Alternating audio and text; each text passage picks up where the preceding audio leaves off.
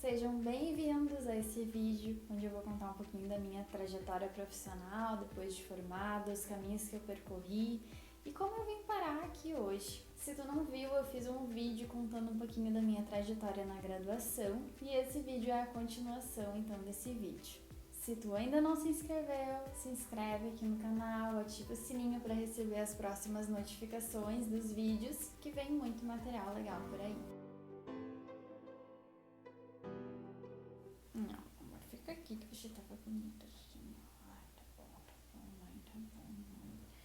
Ai, mãe, que coisa.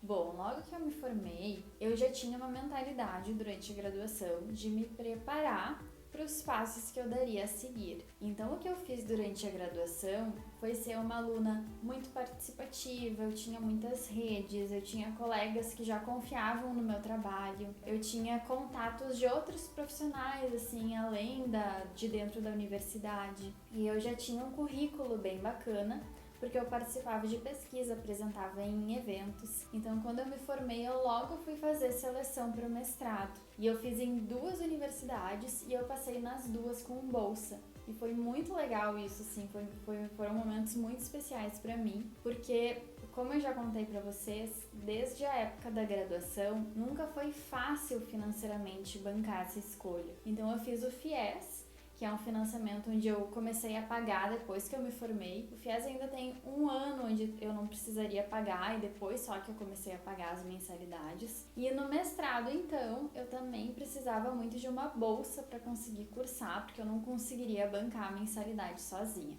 Então eu consegui bolsa nas 2 universidades, fiquei extremamente feliz e acabei optando então pela universidade que oferecia uma ênfase em psicologia clínica, que é o que eu me identificava mais. E aí, como o meu TCC da graduação tinha sido sobre química do esquema na escolha conjugal, eu pensei em estudar algo ainda nesse sentido da conjugalidade. Então eu entrei num grupo de pesquisa que estudava casais e famílias. Então um resultado bem importante do meu TCC que me chamou a atenção foi um alto índice de pessoas com esquema de privação emocional. E eu fui tentar entender, né, por que isso estava acontecendo, e nessa época eu estava estudando muito Mindfulness. E o Mindfulness vai trabalhar muito essa questão da conexão com a gente mesmo, da gente poder perceber o que a gente está sentindo no momento, esse contato maior com as emoções, reconhecer as emoções, validar as emoções na nossa experiência. Então eu pensei, por que eu não uno então isso? Por que eu não começo a investigar de que forma o Mindfulness pode contribuir para a conjugalidade? Então eu fui pesquisar Mindfulness, intimidade e estratégias de resolução de conflito dentro da conjugalidade. Eu fui investigar de que forma esses aspectos se relacionavam. Então, como eu já tinha esse grande interesse por Mindfulness, comecei a estudar mais profundamente as terapias contextuais, também conhecidas como as terapias de terceira onda, as terapias comportamentais contextuais, terapias de terceira geração, né? Que era assim que a gente reconhecia, então, essa terceira geração da TCC. E como eu já estava estudando TCC, terapia dos esquemas, eu fui me aprofundar nas terapias contextuais. Então, ali desde o finalzinho da faculdade, eu comecei a escutar sobre terapias de aceitação e compromisso, fui fazer alguns cursos de extensão, comecei a me encantar cada vez mais, porque o Mindfulness é um pano de fundo das terapias contextuais. Só para contextualizar vocês. Então eu comecei a me encantar cada vez mais fazendo esses breves cursos e decidi iniciar uma especialização, então, em terapias comportamentais contextuais. Então eu fui fazer especialização e mestrado ao mesmo tempo, junto com a clínica. Né? Então, quando eu me formei, eu também abri horários para atendimento. Eu subbloqueei uma sala e foi muito legal, porque logo que eu me formei, eu já tinha pessoas me indicando pacientes. Então eu tinha uma professora que me indicava pacientes que ela não podia atender, eu fui sublocar a sala dela em Porto Alegre. Pessoas com quem eu já tinha trabalhado me indicavam pacientes. Então por isso, gente, fica uma dica aqui pra vocês. Façam redes e façam um bom trabalho, porque isso mais tarde vocês acabam colhendo os frutos. As pessoas acabam lembrando do trabalho de vocês. E aí eu comecei a receber pacientes e fui fazendo alguns projetos paralelos na clínica. Fiz um grupo de estudos que foi muito bacana, um grupo de estudos em terapia do esquema. Então aí veio esse meu gosto por grupo. Eu dava muitas palestras, então eu dava palestras em escolas, eu dava palestras vinculadas pela Unicinos. A Unicinos tinha um projeto onde algumas escolas, instituições nos chamavam para dar palestra. E tudo, gente, de maneira gratuita eu fazia, né, essas palestras. Porque eu entendia que isso seria um cartão de visita, onde as pessoas poderiam conhecer mais o meu trabalho. Então, como eu tinha o meu tempo dividido em diversas atividades, tinha ali o mestrado, tinha pós, tinha clínica, o grupo de estudos, eu nunca fiquei assim angustiada em receber novos pacientes. Eu nunca tive aquela preocupação em não ter lotado a agenda, porque eu dividia muito bem o meu tempo, assim, em diversas atividades. Então, se por acaso eu não tinha paciente no tempo livre, eu usava o tempo livre para estudar para o mestrado. Então, isso foi algo que fez toda a diferença na minha carreira, assim, diversificar a minha atuação. E naturalmente eu fui recebendo muitos pacientes, porque é aquele efeito bola de neve, né? Daqui a pouco uma pessoa que tu atende, daí indica para outro, que indica para outro, e o meu nome foi circulando. E nessa época eu não utilizava muito as redes sociais de forma profissional.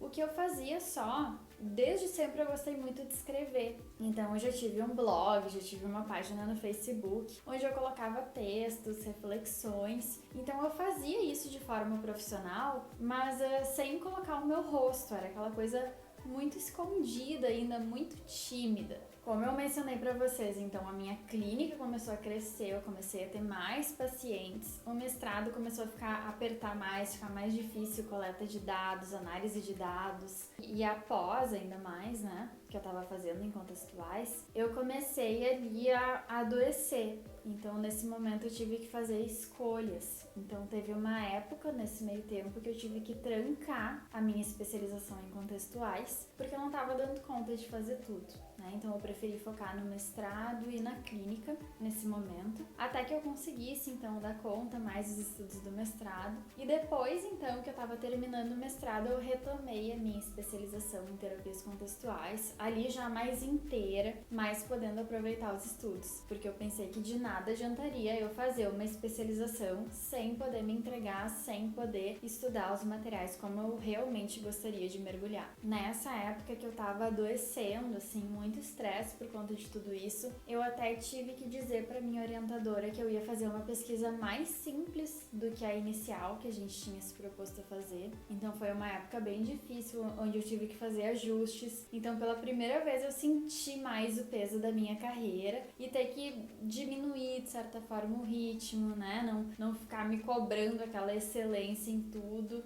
mas poder fazer certos movimentos de redução de danos. Então, o final do mestrado foi uma época bem difícil para mim e eu percebi que eu tava perdendo o encanto, assim, pela pesquisa acadêmica, assim. Eu tava cansada de só ver números, análises e eu tava com muito desejo de me conectar mais com a clínica, de me conectar mais com pessoas, de fazer novos projetos. E eu percebi que o meu desejo estava muito voltado, então, tanto para a clínica quanto para essa parte do mestrado e da carreira acadêmica de dar aula, de compartilhar conhecimento. Então eu tinha uma dor muito grande desde a época da graduação de ver o conhecimento muito preso dentro dos livros, uma linguagem muito técnica, uma linguagem difícil de se acessar. Então eu percebia que muitas abordagens também não eram bem exploradas por conta do jeito de trazer elas, que às vezes ficava difícil de entender. Então eu pensei assim, aí é algo que eu gosto de fazer. Eu gosto de ensinar, eu gosto de descomplicar, eu gosto de estar perto de pessoas. Então isso também fez com que eu fosse me focando mais para essa questão da clínica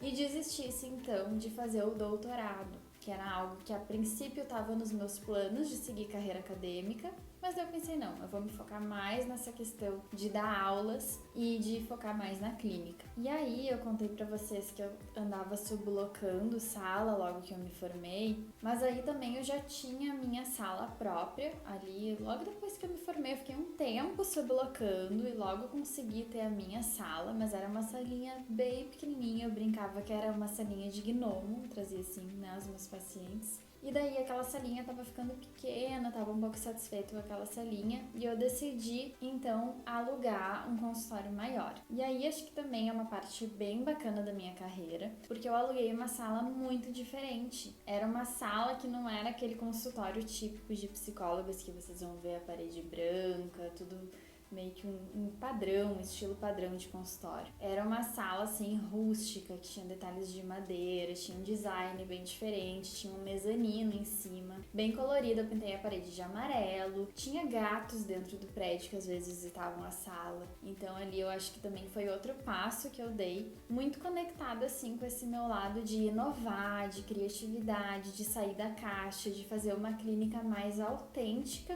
e que se parecia mais comigo, com o meu jeito. Então, assim que eu terminei o mestrado, eu pude me focar mais nessa parte assim de inovação da clínica e eu comecei a oferecer grupos de mindfulness, oficinas de mindfulness, comecei a despertar mais esse lado de compartilhar conhecimento e a minha clínica começou a crescer. Só que eu tinha aberto ali o meu consultório em 2019, eu tava cheia de planos para 2020, só que em 2020 chegou a pandemia.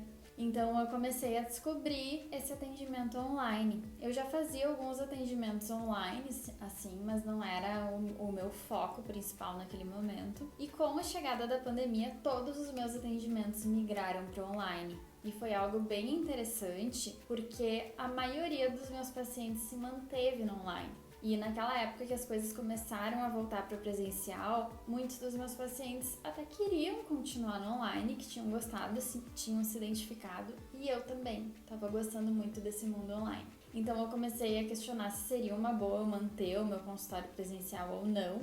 E junto a isso, eu comecei a alimentar mais as minhas redes sociais. E tem uma característica bem importante que chega nesse ano também, que eu começo a me mostrar mais. Então antes, aquela pessoa que fazia mais só textos, colocava imagens prontas da internet, começou a aparecer. Eu comecei a fazer vídeos e além de fazer vídeos, eu comecei a compartilhar a minha vida. Comecei a compartilhar reflexões das minhas humanidades, minhas vulnerabilidades, minha vida pessoal. E foi algo que na época, assim, a gente não via muitos psicólogos fazendo isso. Acredito que até muitos psicólogos devem ter me julgado por isso, porque nessa época ainda tinha muito aquela ideia do psicólogo mais distante.